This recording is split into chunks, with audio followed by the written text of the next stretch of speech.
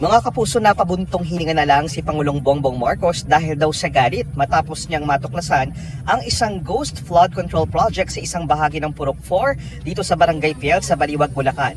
Ayon sa Pangulo, 220 meters na reinforced concrete river walls na nagkakahalaga ng mahigit 55 million pesos ang dapat na nagawa.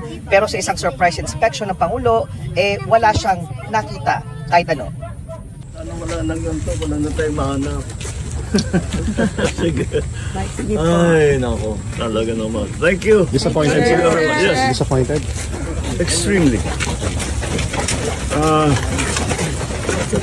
Well, more than disappointed. I'm actually... I'm getting very angry.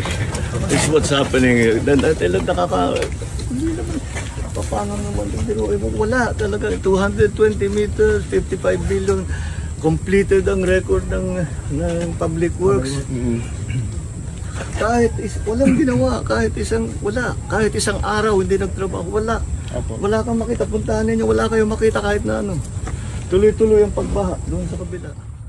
Nangako rin ng Pangulo na itutuloy ang proyekto at hahanapan ng paraan para magawa daw ito sa lalong madaling panahon, pero higit daw sa lahat dapat mapanagot sa batas ang mga nasa likod ng ghost at maanomalyang flood control project na ayon sa Pangulo ay ang modus ay ang pagpasapasahan sa mga subcontractor ang proyekto. Ang Bulacan ang nangunguna sa laki ng pondo para sa flood control project sa ilalim ng national budget.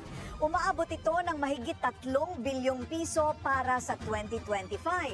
Pero bakit nga ba isa pa rin? Sa wakas, lumalabas na rin ang araw. Kaya ang tubig dito sa Bulacan ay medyo bumababa, humuhupa na. Pero ganun din, ang sabi ng mga residente dito, kapag medyo umulan ng malakas ng sunod-sunod, itong palaisdaan sa aking kanan, naku, aapaw yan ng hanggang halos lagpas tao. Kaya inaanod parati ang kanilang kabuhayan dito.